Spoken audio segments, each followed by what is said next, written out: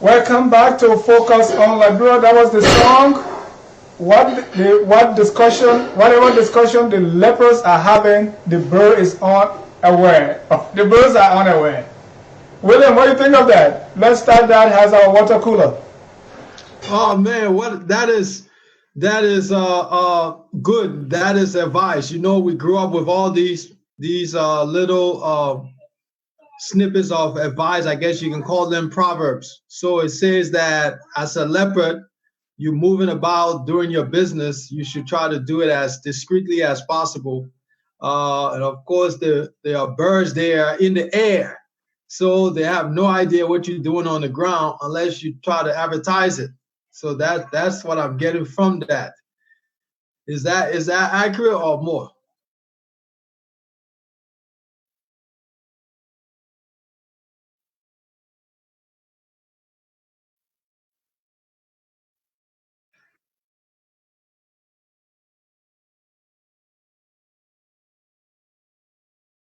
Well, yes, in the Liberian context with our history, right?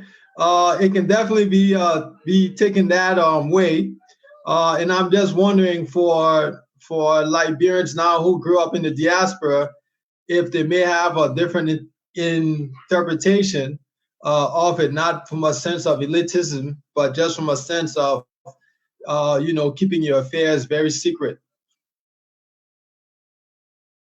Yeah, play your cards to your chest. But I like the other one, right? Because when those lepers come together in their forum, right?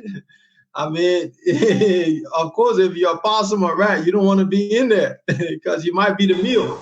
But we here at Focus on Liberia consider us as lepers, but what we are doing, we want the birds to know. And tonight, this afternoon, what we're going to discuss on real estate and investment 101. Yeah. For this, we want everybody to know, and that's why we have invited Mr. William King, who is an avid real estate entrepreneur. He makes money from real estate, and that's why he's here to talk about real estate 101. Let's start by welcoming all our viewers from across the globe. This is Focus on Liberia. We are discussing real estate and investment 101. Mr. William King is going to be doing the real estate piece. And when our investment guy joins us later on, he's going to be talking investment. So stay tight, share the show, invite a friend, and let's get started. Mr. King, yes. Real estate. Let's start basic. What is that? Yes. Before we get into that, let me take 1 minute to thank our viewers and just let them know that we have to read our disclaimer real quick. It's only going to take about 30 seconds or less. Sure. So the content is for informational purpose only. You should not construe any such information or other material as legal, tax, investment, financial, or other advice. Nothing contained on our media or written documents constitute a solicitation, recommendation, endorsement, or offer by Focus on Liberia or any third-party service provider to buy or sell any securities or other financial instrument in this or in any other jurisdiction in which such media material may be used. So with that being said, what we're saying is simple. We are not your tax, your legal advice, or your financial advisor. We are speaking our opinions, and we recommend that everything that we say, if you find something interesting, to please run it by your advisors before making any kind of investment decisions. Thank you. Thank you, Mr. King. Once again, we welcome our viewers from across the globe to FOL Marketplace. This is the place we discuss business, we discuss investment, and economics. Our guest is, and also a partner here at Focus on Liberia, is Mr. William King, who's going to be discussing real estate. William, what's real estate? What's that all about? Oh, well, real estate is basically ownership of a land, or ownership of a land and the building or the home that comes with that land. And this is just, we're not going to get into the more complicated one, but we're going to keep it really, really simple. And that's what real estate is you see a piece of land, there's a home on it or it's vacant and you want to buy the land and you want to build a home on it. That's the fundamental piece. So I want to give you a little background about me. Pretty much, I'm a licensed real estate agent in the state of California. I have my broker license. I've been licensed since about, I would say, 2006, 2007. I've been licensed. Been doing real estate for about that long time. I've also worked in the utility industry, but I love real estate. I love what it brings and what it affords, and it's been very exciting, right? And most people, when they look at it, that they think real estate, you have to be a millionaire and so forth. But really, that's not the case. I want you to look at real estate as just a fundamental piece of your financial portfolio or your living situation that you just need to have it, and it's a necessity. Everybody needs a shelter, and so that's really what it is, and it's very simple.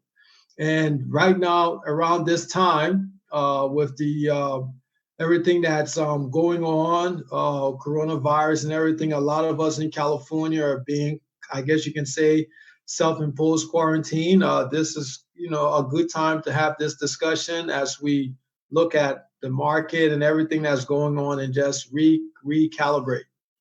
So, William, you say a real estate broker. I know, like right now, if you want to buy a home, there are people you go to. What exactly you do when you say real estate broker?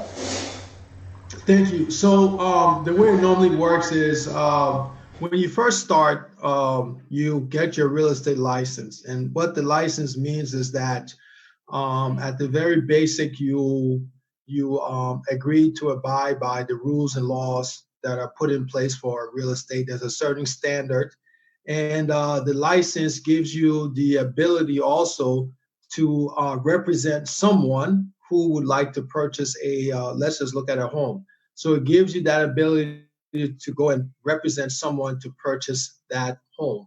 Other than that, it's not advisable that you would enter into a agreement or an agency agreement that you're going to represent someone for a sale of a home, because you're not licensed, and that could have some serious implications.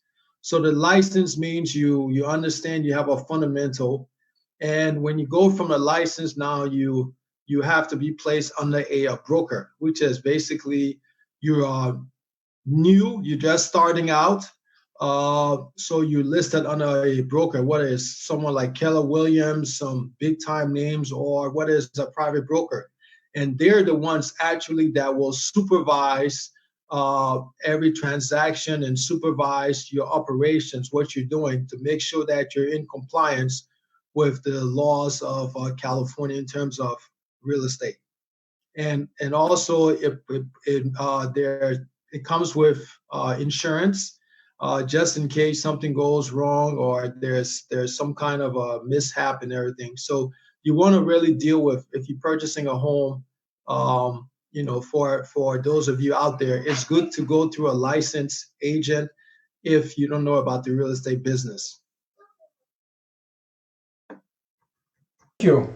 So, what is involved when you say the real estate business? Is it selling the home, buying the home, renting out apartment complexes? Right. So it can definitely involve that, right? You can have at the very fundamental piece, hey, there's a single family home, someone wants to buy it, you engage the owner of that property if it's on the market and say, hey, I represent a seller and they would like to purchase this property. It looks pretty good, and we want to look at the price, make sure the price is fair or what the market is kind of asking. Make sure that the bank is going to lend us some money if the seller is not paying all the way cash. So you're going to facilitate the entire transaction. You're going to coordinate. So you bring in the appraiser, you bring in the property inspector, You're making sure that those things are lined up. You're bringing the lender, make sure the buyer and seller qualifies. And also you're making sure that all the disclosures are in place to secure that transaction. So that's the regular single family home. And that fundamental still applies to when you go across, whether you buy a duplex, a 2-unit apartment, or a triplex, or you're buying a fourplex, and then you just keep going more and more. Now, interestingly enough, the laws are a little bit different. Anything that's a 4-unit or less is considered a single family home, which is something that I want to get into a little bit more as we dive into it. And then the other side of the commercial, on the commercial side, you have your McDonald's, you have your Jack in the Box, you have your Ross, you have your Macy's, you have big, huge businesses, you have Morgan Stanley, you have all these companies that you see around employing 5,000, 10,000, 500 people, 25 people in a place of work. You always look at that real estate. So it's all around us. We see it every day. Sometimes we pay attention to it, and sometimes we don't.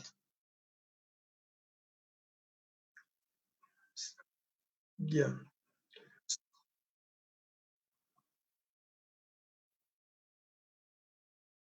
hmm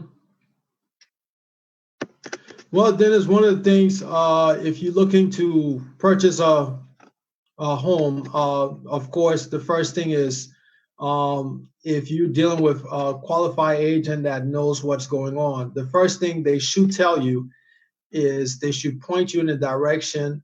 Once they ask you, are you going to be paying for it cash all the way, or are you going to be financing?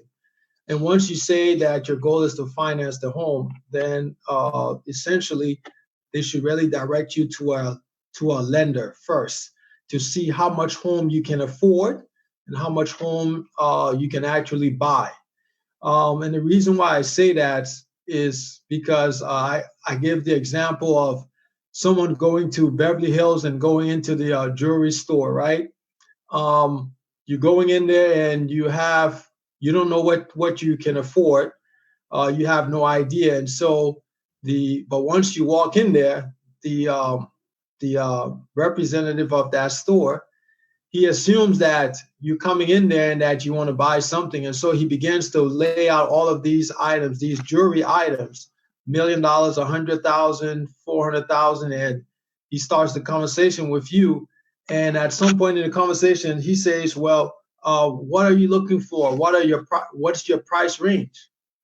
And if you say, I don't know, then you've kind of wasted his time as well as your time. So the very first step in that, Dennis, is you have to know what you can afford in terms of real estate. So that will be the very first step. And to get financing, speak to a lender, and the lender will take you through all the various steps. So I want to share something now that I think. Yeah.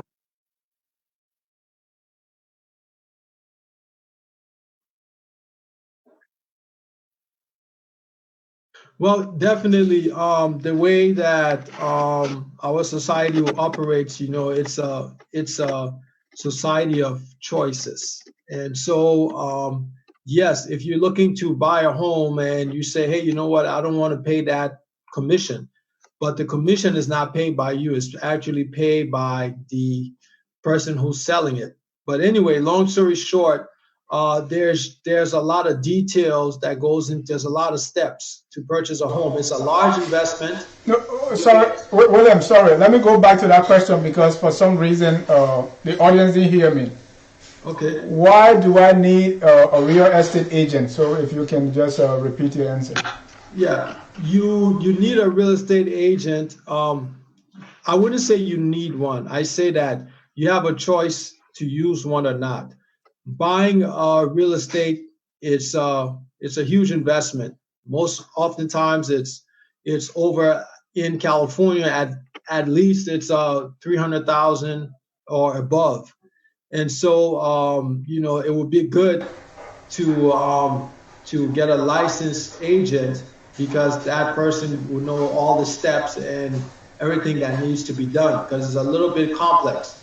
You have the escrow, you have the lender, you have your home inspection, you have the disclaimers. So there's a lot of complications in there that if you don't know, but you want to spend the time to research it and go that way, you can. But also a professional will actually, a good professional will actually save you money. That's good. Well, ladies and gentlemen, if you are just joining us, this is Everwell Marketplace. This is where we talk money. Our topic today is on Real Estate 101. My guest is Mr. William King, who's also a part of the Everwell Marketplace. He's an avid real estate entrepreneur, and he's discussing real estate. So, yeah, go ahead now and share what you wanted to share. Yeah, so let me give you a little background about how this thing kind of came about, okay? Pretty much something that I want to share is that when I was in college, I was in California. It was the whole real estate boom. This was the 2004, 2005, 2006, 2007. So my first venture into real estate was some of my friends and I were all in college, and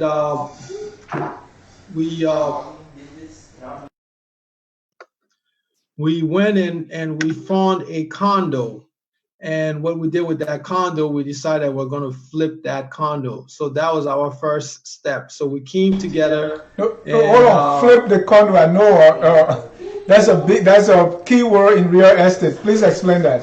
Flip. Okay. So in so many words, we looked at a dwelling place, and it was for sale, and we saw that pretty much that we could buy it, and also that it needed some sprucing up. So we could change the floor, update the paint, do some stuff in the kitchen, just make it a little bit more nicer. And then we could then turn around and later on sell it for a profit. So that's what a flip is. A flip is basically you finding a piece of real estate that you believe that if you put some money in that needs a little bit of tender loving care, TLC, and once you fix it up, you believe that you can sell it for a profit. So that's what a fix and flip is. So let's continue with your story. How you really got started in this whole real estate venture? Yeah. So at that time they didn't have a lot of money. They didn't have a lot of money. So three of our friends, a couple of them were actually working, and so we came together. We pooled our money together, and we worked out something how the mortgage would be paid. Three of them would be staying there, and to help cover the mortgage while we did the work, and then we did the flip. So after some arrangements and everything, going through the whole paperwork stuff, we got it and we put some money in it. It took us I think we did about 2 years. We stayed there for about 2 years, and we were able to sell it for a profit. And I think total overall, maybe my investment in that one was maybe about $7,000 or 8,000, and I think I walked away with about 14,000. So that was basically my money, my 7,000 plus a little profit of 7,000. So that was a pretty good venture. It was it was exciting. It was exciting. That was basically my money, my 7,000 plus a little profit of 7,000. So and what I also want to mention as well, Dennis, is that after I graduated, I started working, and I saved my money. Of course, the 401k plan, right? The company had basically like a match, right? Like they're going to match 6% of your annual income. 6% of your annual income, they're going to match it. And so what I did is I started saving money, putting money to the side. Of course, there's the good rosy side, but I want to share a story about a challenging piece. After I did that, flicks with the condo, I then venture out on my own, and I went into downtown LA and I bought a loft, but it was too big for me to chew. And also the market turned and the market started coming down in 2007, 2008. So, unfortunately, I had to let it go. I had to walk away and I got foreclosed on. And I want to share this with the viewers that are out there who may have had this experience in terms of saying, well, that's why it's a huge risk and so forth. But it was a very great lesson, and the law in the United States is very interesting. And what I mean by that is that it sometimes looks at things, and the society in which we live in, it encourages you to take risk. And if you fall, there's things in place that you can kind of get back up. The foreclosure laws are very simple. It just states that, hey, if you get foreclosed on a property and you want to buy another property, you have to wait 3 years. Okay. And so when you look at lenders and when the lenders see your profile, of course, I had maintained my job and everything, continued to save money. And so when I went back with the lenders after the 3-year mark, all they asked was, hey, can you send us a letter why this happened? And that was it. We're ready to move forward to get back in the game. And what I want to share is that at that time, interestingly enough, 2012, there was a 4-unit and the numbers looked good. Okay, the numbers, Dennis, was perfect. I had 3 tenants. There were 3 tenants that could pay the mortgage. 3 tenants, and there was a vacant unit. And at that time, rents in California for a single bedroom or 2-bedroom was around $1,700-$1,800 in a good neighborhood. And here I am. I saw this thing come on board, and you would not believe what the requirements were back then, Dennis. It was a 4-unit. The requirements were simply that you only had to come with 3.5% down. Wow. So here's a $500,000 asset that I paid around, by closing, I paid $27K to $30K to walk in to own. Okay, that was the down payment and everything. And the good thing about that is that I was living then rent free. So I was living rent free. And so I had been saving all along with the 401k. And when it was time to purchase, what I did is that I borrowed against my 401k. Now, you don't have to, but those of you who save your money on the side and everything, you can feel free to do it that way, whatever way. But basically, that deal was there. I was a single male at that time. And the neighborhood that I bought in was a rough neighborhood. I had to do a lot of work. But I want you to know that I didn't personally know a whole lot about that. I found myself going to Home Depot, and now they know me very well at the Home Depot. Started, from the bottom, but the numbers were important. Mm-hmm. And so the lesson about what I want to share is that in this time, it's, you can start somewhere. You don't have to start with a 4-unit if you don't want to, but the advantage is when you're a single person, whether you're a female or a male, the laws and everything like that, back then, they consider a 4-unit to be just like you would buy a single family residence. And so that's why I did that. I got in at that time, and it was just good. Now, of course, since then, the laws have actually changed, unfortunately. So it's a lot harder to buy a 4-unit. You have to come with a bigger down payment. Mm-hmm. So can you imagine if that 500K property, they say, oh, you want to come with 20% down. That's 100K, right? I don't have 100K. So right now the rules are a little bit tight. But does that mean you cannot buy? No. You can always look at a single family, or you can look at a duplex where the rules and stuff are a little bit different. And so that's really real estate at its core 101, which is don't be on the sideline. Get in it.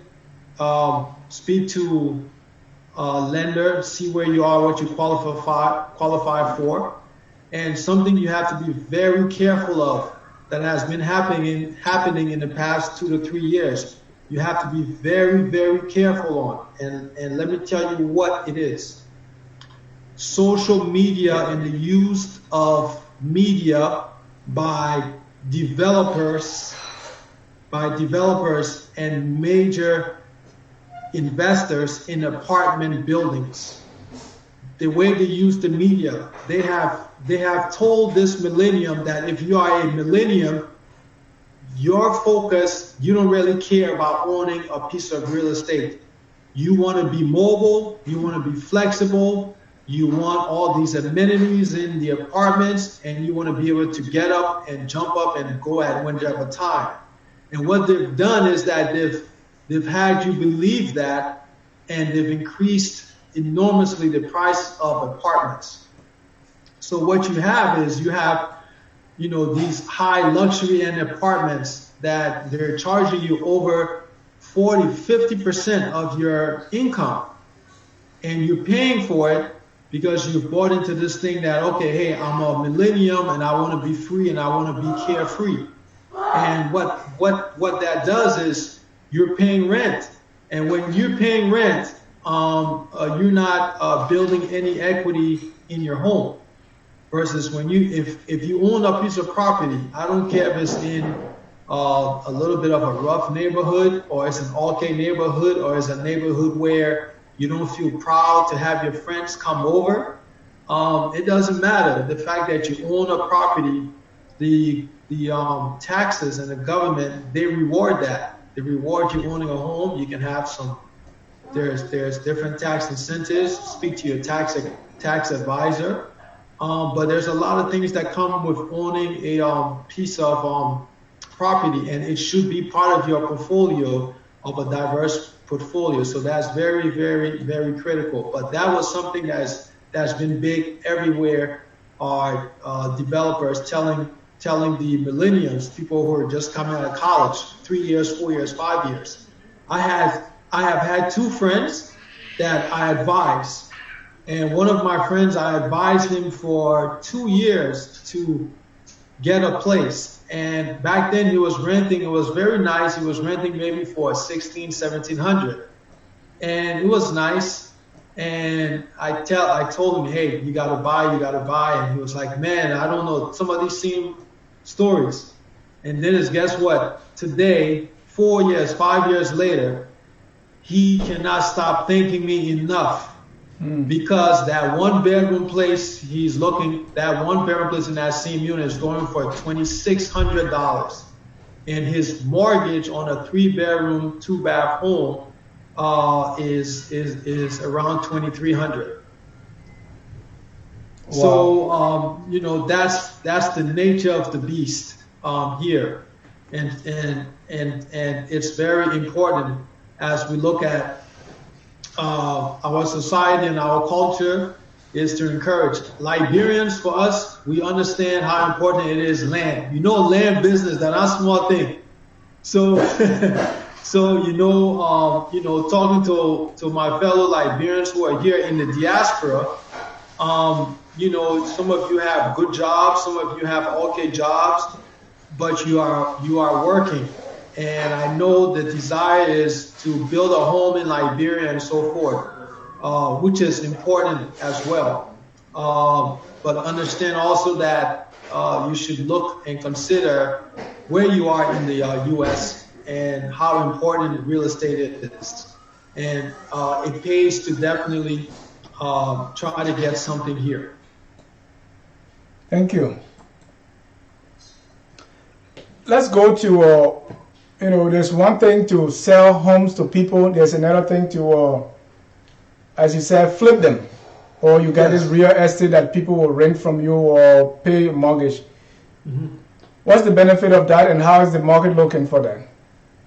Okay, so let's talk about you asked two questions, is very compounded, but let me talk about renters, okay? I want to talk renters. So, if you were to purchase a piece of real estate to live in there, or with the idea that you want to rent it out, of course, your lender looks at it as an investment if you're going to be renting it out. So if you rent it out as an investment, they're going to want you to come up with at least 20% or 30% down, okay?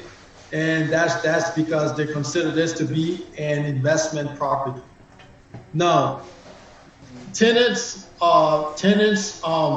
what you want to do, you want to look at the market that you're going to buy that property in. And you want to find out how much are renters in this market paying. And if your mortgage, and if that the rent isn't enough to cover the mortgage, so if the rent is not enough to cover the mortgage, then you should continue to look. Especially if it's your first time, you should continue to look because you want to have something that's a positive cash flow, or a net cash flow, zero cash flow, but is net when you want to start out. And that's very important. Now, mortgage, I want to answer this thing about mortgage. What is a mortgage? So, very important. Mortgage consists of four things. Those four things are the principal, meaning the money that goes towards actually paying down the price of the home. The next is the interest. The interest is the money that goes to the lender. The next is the taxes. So the property tax on the home. And the last one is the insurance. It's the insurance, which basically can be a fire, earthquake, damages, hazards, vandalism, and all that stuff. So a mortgage consists of four things. P-I-T-I. Okay, P-I-T-I. So it's important that we understand that. That's what a mortgage is. So if you have a tenant who's staying in your home, then you want to make sure that the rent they're paying covers the P-I-T-I, covers that mortgage. Now, if you're a homeowner, let's talk about if you're buying it just to stay in your home. If you're doing a single family home and you're just buying it, then they're pretty much going to look at, you have to come up with 3.5% to 5% down payment. Or you can go up to 10%. And it's basically you're going to be putting that as a down payment, whether you get it from your savings or you get it from your 401k. You put that down, and you have your mortgage every month, you live in there, and so you're going to be paying. And you should check with the tax guys, because there's always some good tax incentives for you to own that home. Very, very, very critical. Now, the fundamental piece that is important is this. How much of my monthly income goes towards my mortgage? How much goes towards my mortgage? The rule of thumb is that it shouldn't be more than 25 to 30% of your monthly income should be going towards your mortgage. So if you're paying more than that, then of course they consider it to be a little bit high. Now, in today's market in California, it's a little bit different. There are folks who are paying 40% to 45% of their income towards a mortgage because the price of homes and so forth. Or if they're married, of course, both of them work, so they're kind of in that good spot where they can stay within that 30%. So that's the fundamental if you are going to buy. Now, for the younger generation, it's important that when you're in a city, don't buy to keep up with the Joneses. Do not purchase to keep up with the Joneses. And your first property that you're going to buy, if it's, be clear, is it an investment or is it a home? You have to be very clear on that. Yeah. If it's an investment, then you have to buy like an investment. But if it's a home, then you have to buy like a home. And what that means is that when you have a home, you're not worried about the price, the equity value going up or down and so forth. This is your home. You're in it for the long term, 30 years. And whatever happens in the market, whether the market goes up or goes down, that's fine. But this was not an investment property. Now, on the flip side, if you're going to buy it as an investment property, then you have to be very shrewd. You have to be very calculated. You have to look at your numbers before you pull the trigger. And that is why, depending on your experience, get a good team, get a good real estate agent, get a good tax accounting, and get a good lender. Those professionals, and I will say it, professionals save you money. Professionals, a good professional will save you money, and he will save you a lot of heartache and a lot of pain. So pay for them. Don't try to scheme on that. Pay for them because they're going to make sure that you get into a situation good and that you're well protected. Pay for those professionals. Questions? Let me read some comments from Facebook. Yes. The first comment I started getting was about your haircut, so I'm not going to read that. Oh, they said they don't like it, or I should get a haircut? No. Oh, they're talking to you, Dennis. Oh, no, that was me. I thought my haircut was brilliant. That was you, man. You look good in that suit. You have a good fan base. Be careful. I don't know, be careful now. You better make sure that phone number is hidden. The first question here from Ferdinand Alvin say, what if I don't want to use a real estate agent? I think you answered that before, but quickly. Yeah. So if you don't want to use a real estate agent, something else that to keep in mind, you can always get a real estate lawyer, or you can always contact a escrow brokerage office, a real estate escrow office, and sometimes you're going to get a situation where the escrow person, they know everything that is required. They know everything that is required that you need to successfully close on a property. But that doesn't mean they're going to give you the layout of the land and what's really going on in that particular market. So we have to be careful. So the escrow company they're just processing. That's all they're doing. The real estate agent, if you find the right one, will give you, will look at your strategy, and they're going to steer you into a good place for a good purchase and make sure you don't overpay for something. Next question. Musu said, do your math before starting out. How much house can you afford? And her question here is, should people buy a home with no money down? How does it impact the equity in the long run? Thank you. So Dennis, you got to help me with this one. I think that's a Liberian proverb. And GGG said it too one time. He said, before the dog would swallow the bone, he would what? He would measure the size of his butt, right? You take the measurement of your backside. Yeah. So, yes. You want to make sure that you can afford it. And what that means is you don't have to rush. You can take a month, 2 months, talk to people who are good with budgets, talk to financial planners, look to see where your budget is, how much you can afford. Take your time, get qualified beforehand with a lender. And so by going through that process, which would take, if you are new, it's going to take maybe 2 months, right? Comfortably, 2 months, 3 months. But you will know for sure how much home you can comfortably afford, so you can stay within that 25 to 35% of your salary. So I think I think I addressed that in terms of what you can buy. Now they talk about no money down, right? Yep. No money down. Okay, so of course, you know, we're looking at real estate. We're looking at some of the fundamentals. We're trying to keep it really simple. But let me just talk a little bit about a couple of strategies for no money down. No money down, it's a good strategy depending on the market, the time of the market. Like right now, it's a seller's market. It's a seller's market. So what that means is that the seller is at an advantage right now. So it's not impossible, but it's very tough for you to find those no money down deal unless you're going into markets that are very, very depressed.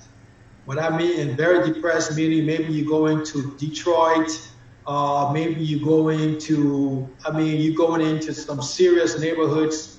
Maybe you're going into some very, very bad neighborhoods in like Chicago where people are just trying to get rid of their property.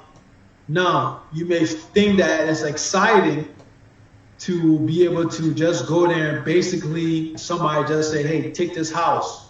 Or you go to the city and the city's like, fine. Or you go to a seller and he said, hey, I just want you to assume my mortgage.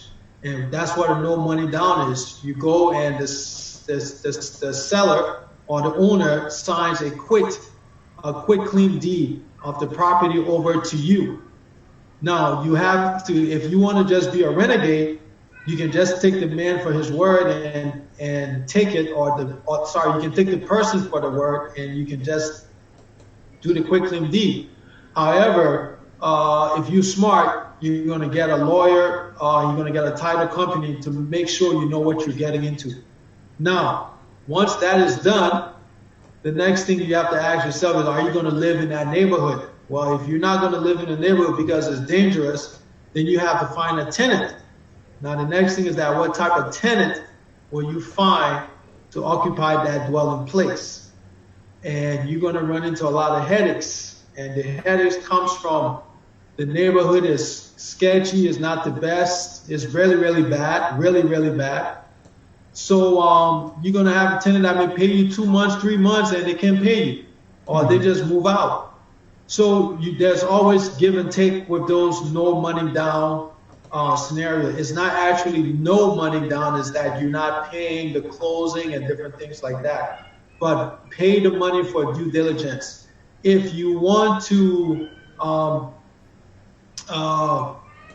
if you pay peanuts, you're going to get monkeys. So, so there's that's an Indian proverb, right? If you pay peanuts, you're going to get monkeys. And what I'm saying to that is the no money down is good, but it's no money down in terms of maybe the commission or to just pretty much you're getting a lender involved and so forth. But that doesn't mean you neglect your due diligence and you have to be more of a savvy investor. Because when you get into certain neighborhoods, and it is very serious, when you have a tenant that pays you 3 months and decides not to pay you, you have to go through the eviction process.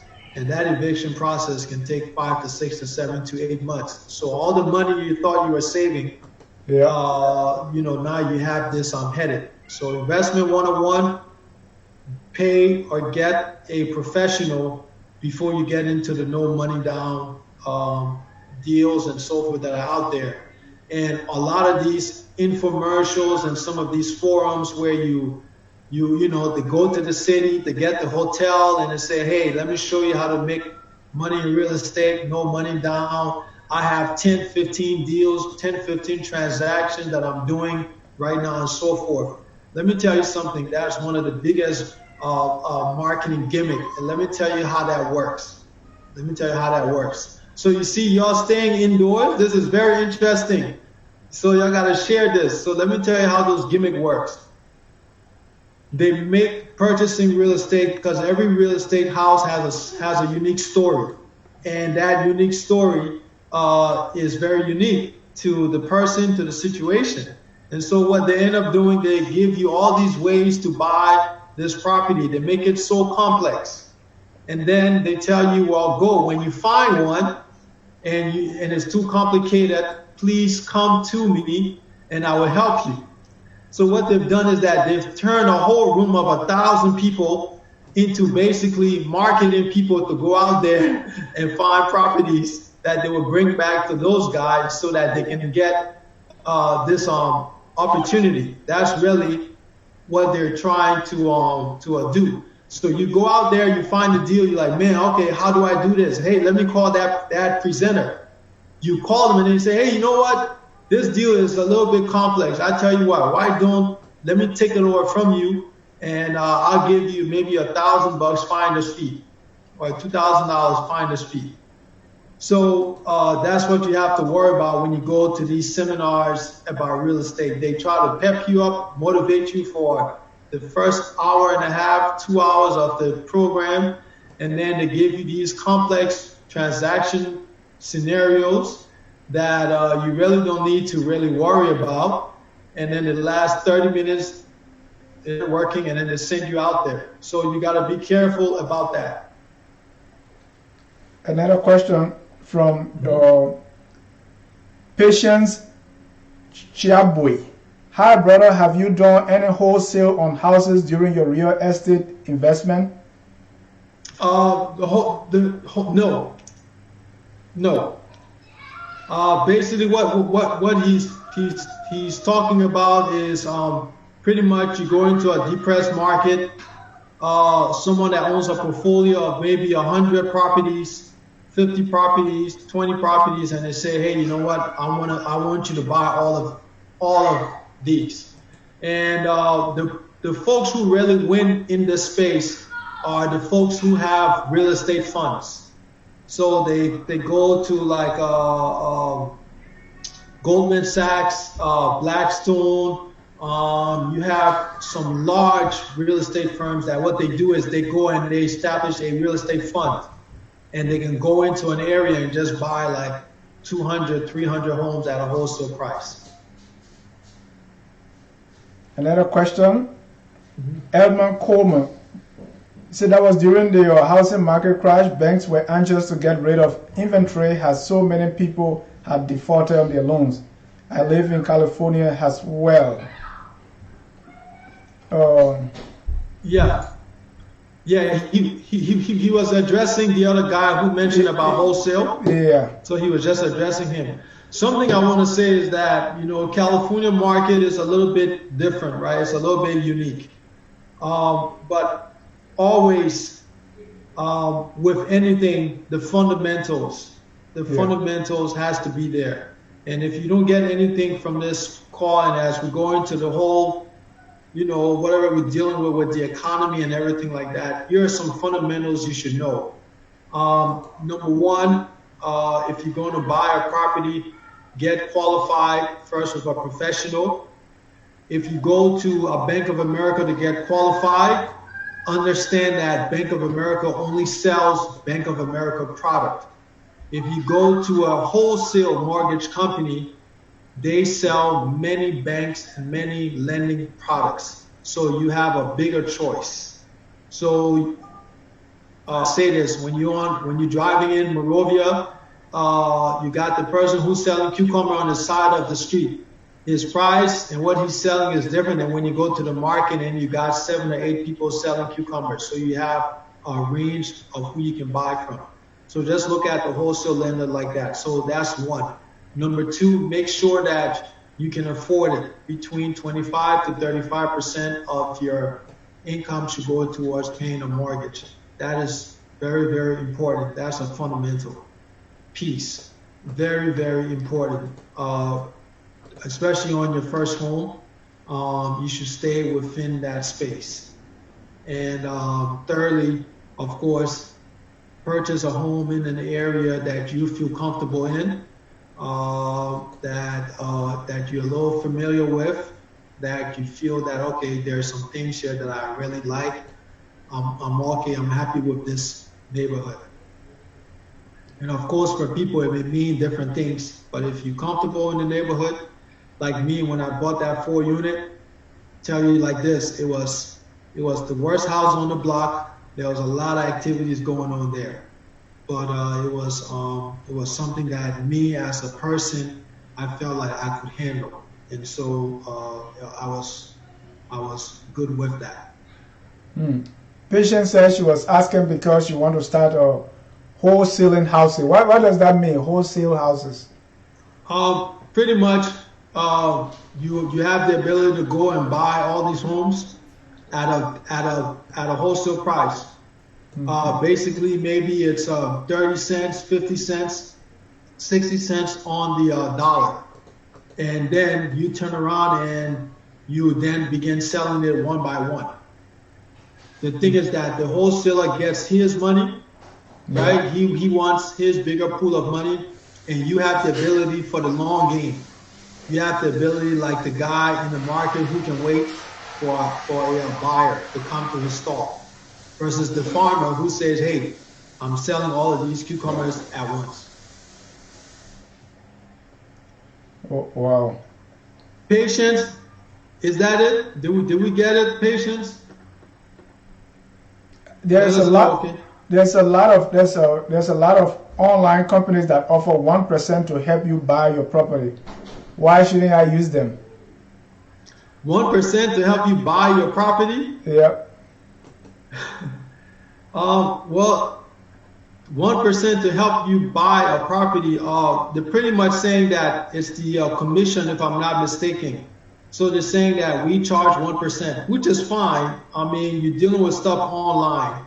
If you are a complicated person and you've been in this thing for a little bit, sure, explore that. But if, let's say, you're local to an area, let's say Houston, you're trying to save, maybe you're trying to save $3,000 on a $250,000 investment. So really, if you know what you're doing, sure, do the online way. But if you don't, go with a professional who has a license and who has a brick and mortar store.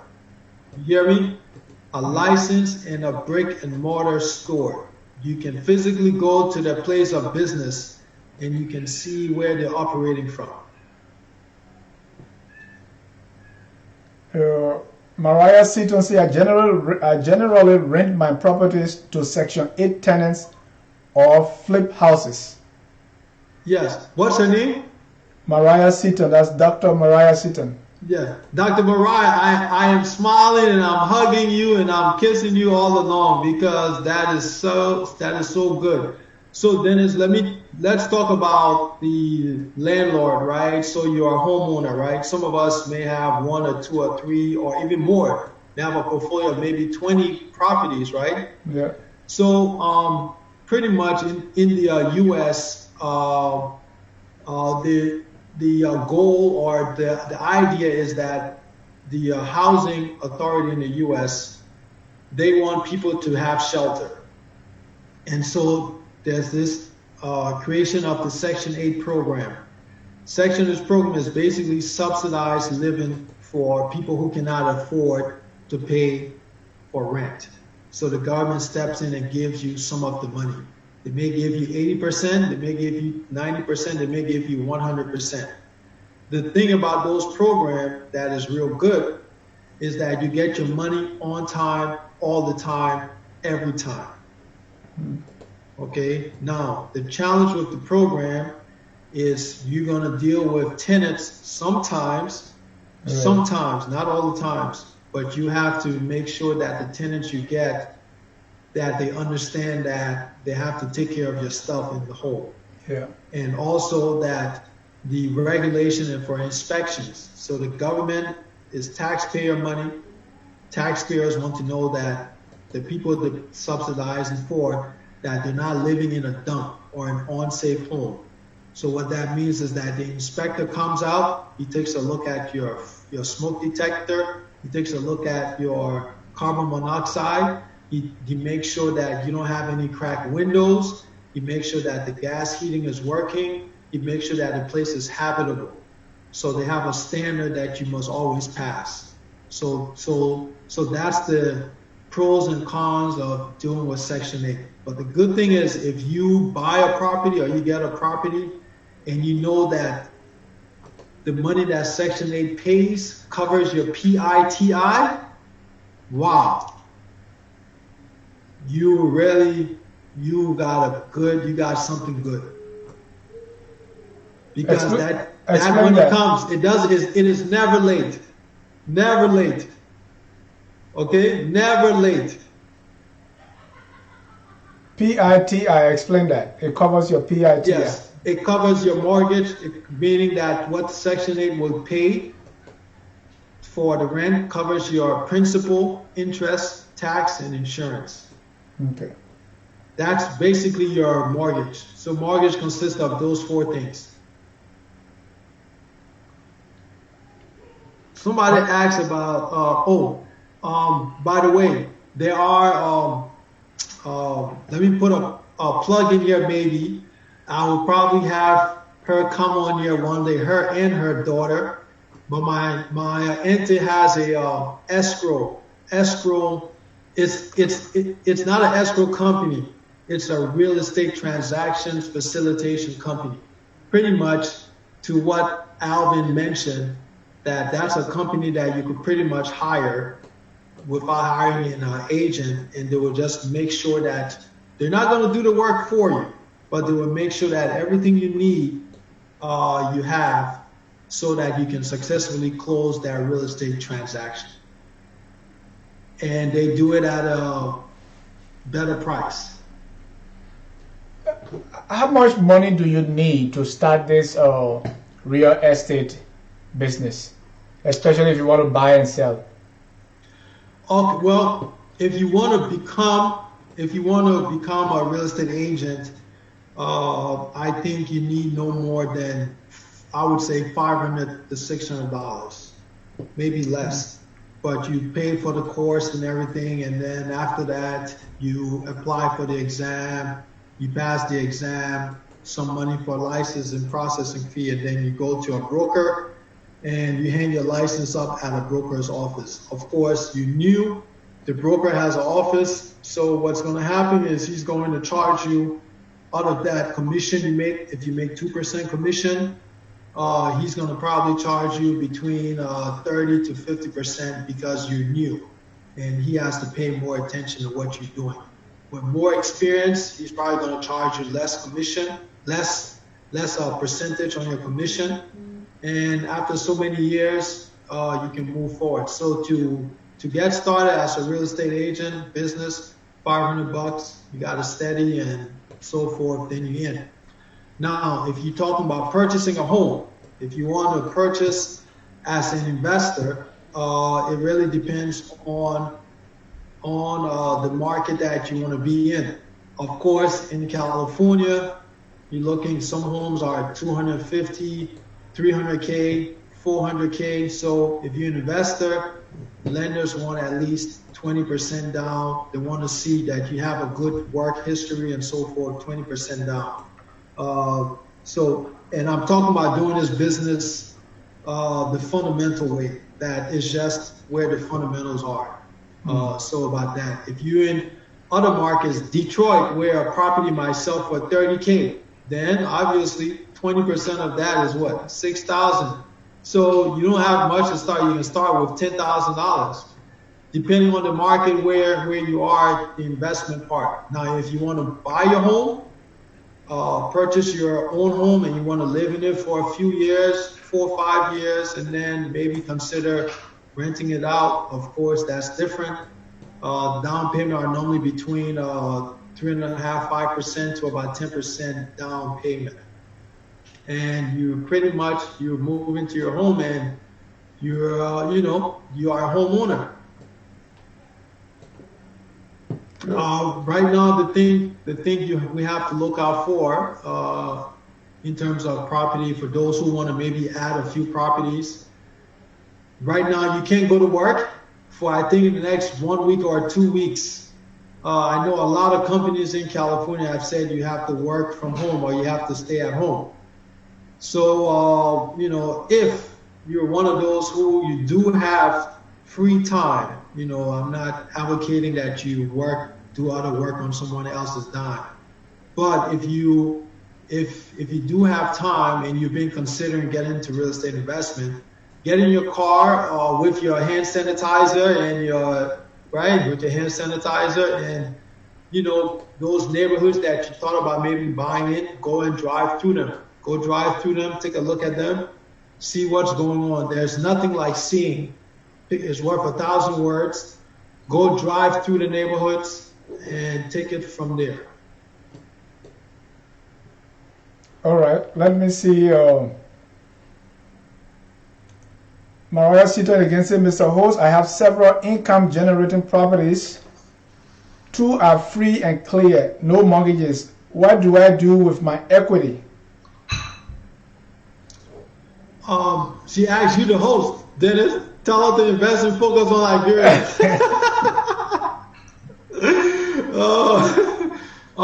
It depends. It depends what your next investment strategy is. Of course, this would be good if we have Bree on here, because he will talk a little bit about some ideas for diversification. Of course, and right now my focus is just on the real estate. So it depends. If you would like to increase the number of holdings in your portfolio, then I would say speak to a lender and see what you can get out of it, and then look to purchase another property and keep doing the same thing that you've been doing that have made you successful. However, if you don't want to be real estate heavy, then you could speak to a financial advisor. Maybe there's some he may offer something from the life insurance side or the annuity side that you could possibly invest in, that then later on could help with your transfer of wealth and your legacy. So those are some of the options that are available out there that I think will be something to consider.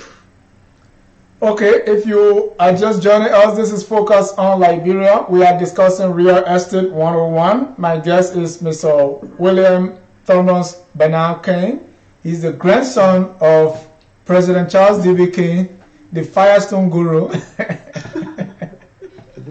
Yeah, we're gonna, Dennis, you know what? I have a few guests. And we debate the Firestone, okay? Don't go to Firestone. Let's talk real estate. Okay, but that is real estate, right? But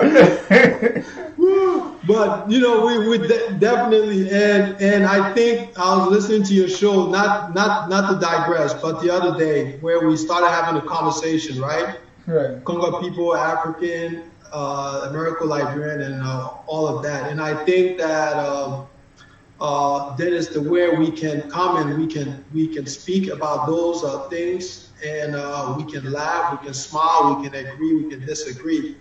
I think that we are moving the needle a little bit forward. Yeah. But let's get back to real estate. I want to talk about. Sure. Let me provide a phone number. I don't know if my guys at the back room already did. But if you want to join the conversation, call our everywhere phone number. That will be posted shortly. I don't know if my man is slacking. Yeah. But the number will be posted. Call if you already have it. Call in and let's discuss. We are kind of winding down now. So, Mr. King, let's. What else you have for us? Oh, Dennis, I have something else I want to share, and I want to talk about insurance. I want to talk about real estate when you buy a home insurance, okay?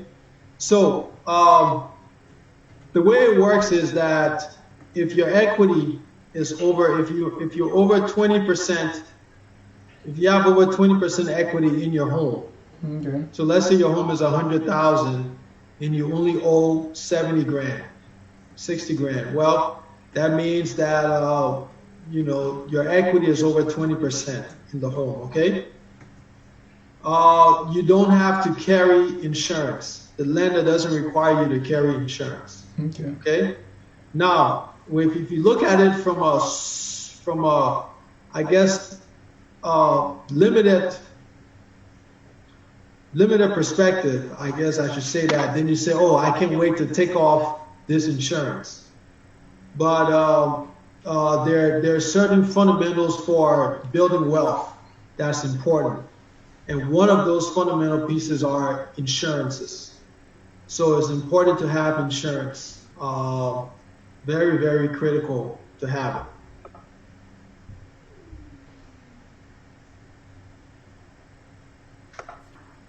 Right, so you have to make sure you have insurance. That's important. So don't try to skim or save. Charger, please. Don't try to skim or save on it. That's very critical. In case anything happened, you have insurance. That's very important. The other advice for wealth creation is, own something, own a piece of property. That's very, very, very critical. You have to. Thirdly, you have to save money. You have to be able to save some money. No matter how tough, if you're going through real tough times and you're using your savings, that's what it's for. That's the reality. But if you are on okay footing, then put something aside, whether it's 1%, 2%, 10%, put it aside. Now, to the young people who are just starting employment, if you went to college and you just got out and you're starting employment and you're working for a great company and they're paying you a lot of money, which some of these companies do, the first piece of real estate that you would like to buy, I urge you to make it, this is just my opinion, I think you want to make it a duplex or a triplex or a fourplex. You want to buy something that you have tenants in them. I know that it can be a little bit of a challenge. Pay the professionals to help manage and navigate through those challenges. But let me tell you something. At one point in my life, because of how I bought my property, I was putting about 20 to 25% of my salary into my 401k. Okay, and this was coming from someone who, was married, is married, and it was a single income home. So single income home, and trust me, it was just because of that move I made with real estate. So some of the money that I'll be paying as a rent or whatever it is, I started to put it in my 401k. And then later on, you can use your 401k to do something. But I always say this, consult your professional financial advisor, but that's a fundamental for building wealth. Save something to the side, put something to the side, and don't get discouraged with the prices of things, how things are expensive. Everything goes through an economic cycle. Right now, it's a good time for those people who are saving and who are complaining about the price of stuff, especially stocks and so forth, because you find the right company that has good fundamentals, and guess what? The prices are down. So now is the time that you will consider to get in there and start buying. So you see, saving money, you save money because that's how it is. When the right situation happens, you're ready. You're ready to jump into it. And we all make mistakes, and don't worry about those mistakes too much. You're going to lose some money. I've lost a lot of money. You're going to lose money. But if you have the fundamentals down, you can always get back up. And that's very, very important, because it will happen where it just didn't work. You had a good tenant, you thought it was a good tenant, and they paid for the first 3 months. Then they decide they're not going to pay you. What do you do?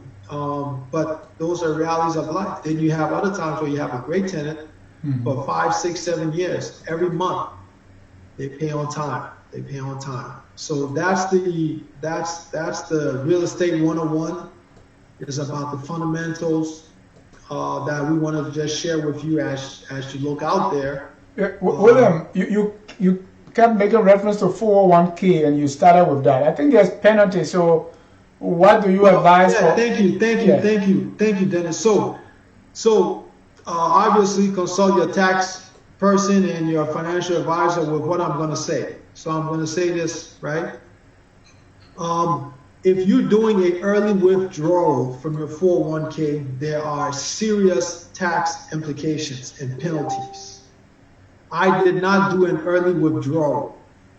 What I did that was legal, that was permitted, is you are able to borrow against your 401k. Okay. So when you borrow money against your 401k, that means you're paying it back every month. So I was able to borrow against my 401k.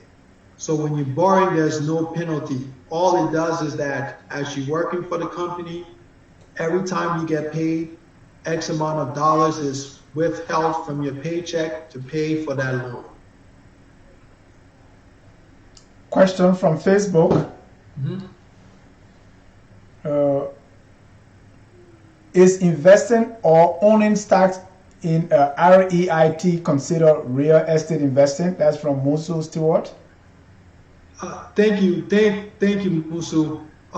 Depending on the amount and the quantity of your portfolio in real estate investment trust, your tax advisor will be able to, through the laws bureau, to determine whether it's considered a real estate investment from the technical IRS perspective.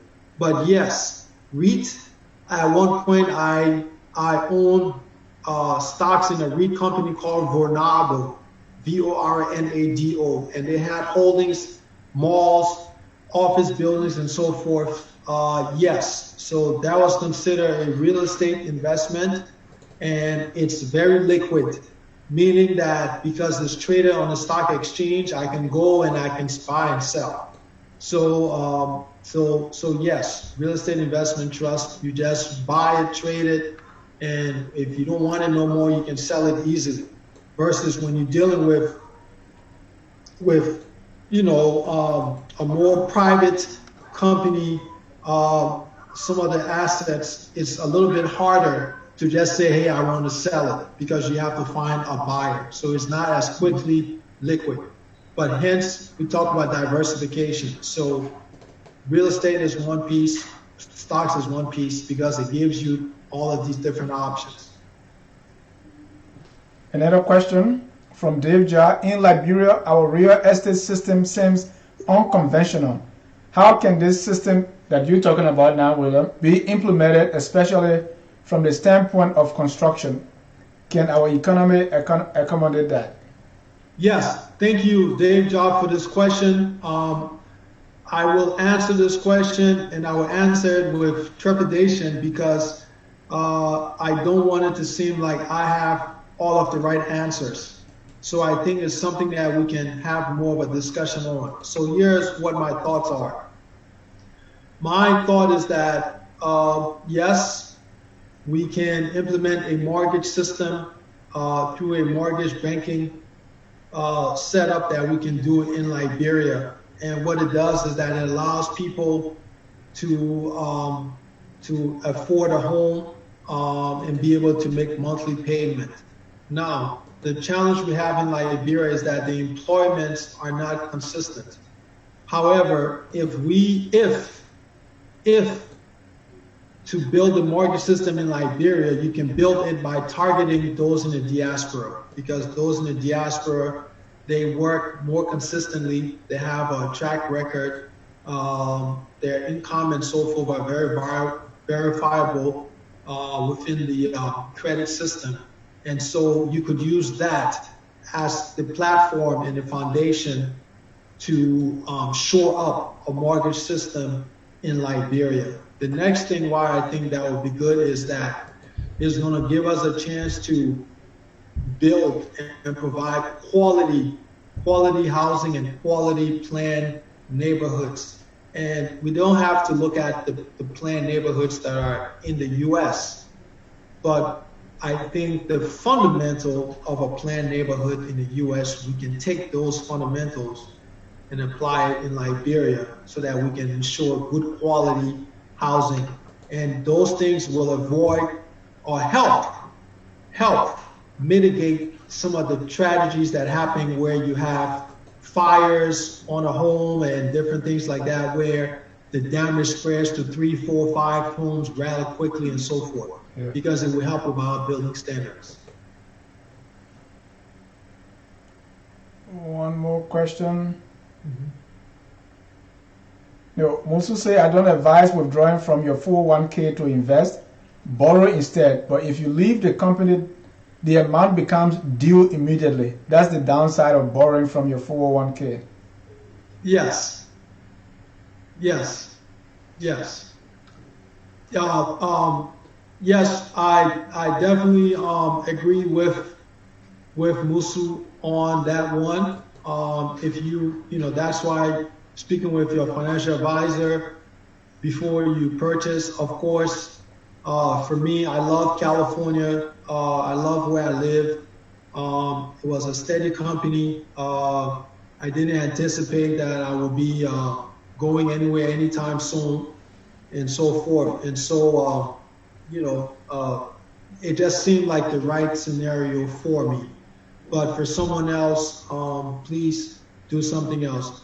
I do want to say that within the Liberian context, for this show, and most of our target audience might be Liberians.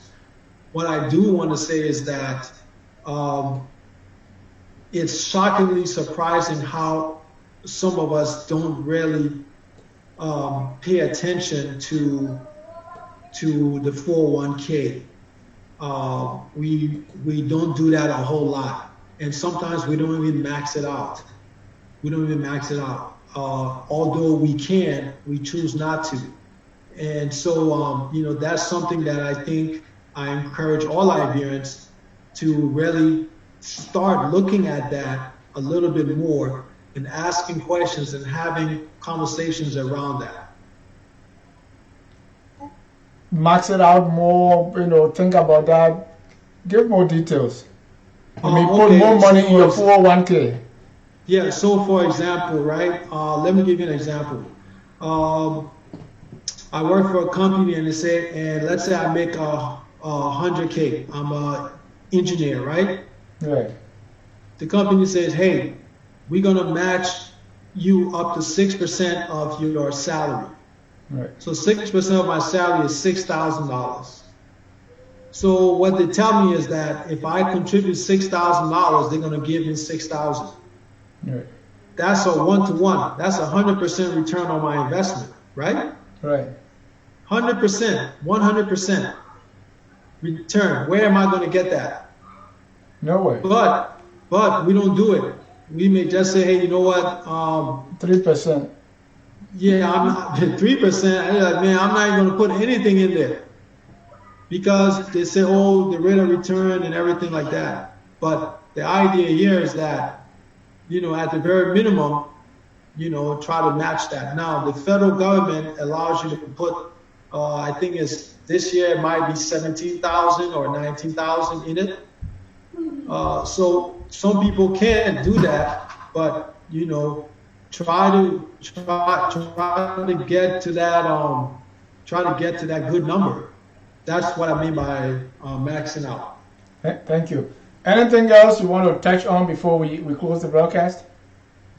Lastly, in my closing, I just want to say that, look, Liberians, we live in Minnesota, we live in Staten Island, we live in Charlotte, we live in Rhode Island, we live in Arizona, we live in Oklahoma. Of course, there's a lot of us not a lot, but in California. Just wherever we are, in those different communities where we are. And if you are working or you've been working for a while, for a long time, the idea is if you've been intimidated or you don't know and now you're thinking about it, is that, yes, home ownership is very important. and just start where you can. And it's okay if you're not the expert in it. Get someone who's an expert and get someone who is licensed. Get someone who is licensed, because they have something to lose if they give you, if they steer you in the wrong direction. So you want to get a licensed person and begin considering, the next step of the American dream, home ownership. Well, Mr. King, thank you so much for this crash course on real estate. And we want to thank our viewers, those with questions, and those who, let me check our calls. I think we don't have any call, but it was very engaging. People want to learn a little bit more. So I hope we're going to be doing this again. Yeah, Dennis, we can have another one where I can talk about just managing tenants. Right, especially the ones who will call even to change the bulb. Yeah, managing tenants. So that's going to be a good one too. But it's very interesting. Eliza Gordon, I want to squeeze this in. I don't have 401k, but I have 403b. I never heard of that, William. Is it advisable to put in more money into my 403b? I would say that speak to a financial advisor. My thing is that it's good to save money. However way you want to save it, it's good to save money. But in terms of what you mentioned, because I don't know much about it, I would say speak to an advisor or speak to other people who are using that and see what they are doing, what their experience have been. Okay. Musu Wanglo Stewart say, please come back next week. William is always here for our business and for our everywhere marketplace. That's our business, finance, and economic discussion. So, and our viewers, if you have any topic you want us to discuss, if you have even guest suggestions, please feel free to contact us. It could be in this one or any other topic. We are here. Let's make this our own. Hey, Dennis. Yes, sir. Dennis, next week, I know we covered it, but we didn't cover it like I really wanted to. Talk to me about that offline. Yeah, I know, but I want to tell you this for our viewers next week. We're going to talk about why electricity is so elusive in Liberia. I'm going to come out. That's the topic. Why electricity is so elusive. What does that mean? So elusive. That means that we've been talking about current and electricity, and right now we got this huge hydro plant, but still we getting electricity shortages and everything like that. So electricity running away from us, even though we try to catch it, we can catch up with it. Yeah, man, this thing is a headache. It's elusive, but I think Liberians need to know and really fully understand why it's not as easy as it seems. All right. Tomorrow, Sunday at 6 p.m., we're going to be here to discuss part 2 of our ethnicity series. We want to talk to these great ladies and gentlemen, what can we gain from ethnicity that will promote or that will foster economic growth, development, reconciliation, and all that. So the topic is the factors of ethnicity that can contribute or that can foster national development and reconciliation. Last week we talked about ethnicity. I mean, the bad things in ethnicity. When we see the country Congo fight, when we see Manongio versus Crown Mandingo, when we see southeastern Liberia or Crew versus the rest of the population. Within that light, I'm not saying those things exist, but that kind of thing, that's what we talk about. So this time now we're going to take that and see how can we use this and promote national development, reconciliation, and healing. So please be our guest. You want to say something, William? Yeah, I mean, for that show, who's going to be on that one? Am I on there tomorrow? You anytime, feel free to come. Well, I mean, man, look, you should have that series, please. For those who are on, please share that, because tomorrow we're going to talk about something that really is something that for all Liberians that it's like that big elephant in the room that no one wants to really talk about. So we are bringing this forum together, and I will definitely be joining. I think, Dennis, I might want to even co-host that one with you. Anytime. The second part. Because there's so much. We have a rich, beautiful history. Liberia, we make other countries wealthy with our skill set. So we need to appreciate our own. Right, and there's a final comment here from Musu I want to share because we talked about this before. She said, please let's forget about Liberia and try to grow our wealth here. I don't think she means that or don't think, and I get her point. She's not saying don't think about Liberia, but there is this back home mentality. I talk to people about it sometimes. Back home, you can't even, there's a guy, I was advising him, by the time he finished his master, he was going to Liberia. We have this back home mentality and we may never go. Okay, we think that you take all the money you are building in Liberia, you are doing this, you are doing that, and your background here, or you are not really solid. So if we can take time to make ourselves wealthy here, if we can develop ourselves so that we can invest in things and have money, we can do a whole lot back home. But we don't even eat. We want to take the money back home and build houses or build schools that you're never going to manage. Or you have this fantasy of going to Liberia and building this gigantic business or estate that you're going to live in. You may never go back. So for the next 15 years, you keep going back and forth. And so we here, most of us are broke. We are not financially viable to do anything.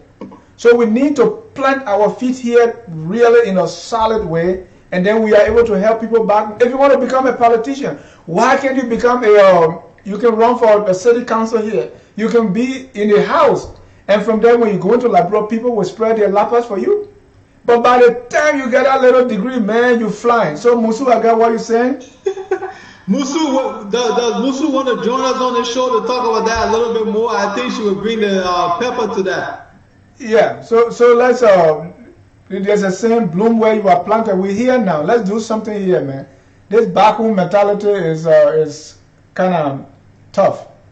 So I want to thank you so much for joining us tomorrow. Please keep it here. Subscribe to our YouTube channel. This a guy, right? Yeah, that's my man. Yeah. My son. You see my son? Yeah. and I can't keep him away for too long. Yeah, Saturday is daddy's time. So thank you all for watching. Yeah, we'll be able to be here tomorrow again. Please call in, talk to us. The number is posted. Besides us being here, call and give us some ideas. FOL is for everybody. By the end of in the next 5 years, we want to build this thing bigger than CNN. Until then, enjoy the music. Good night and God bless.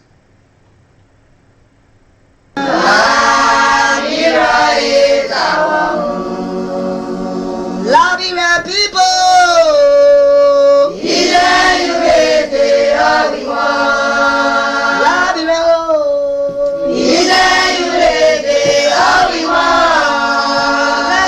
Liberia.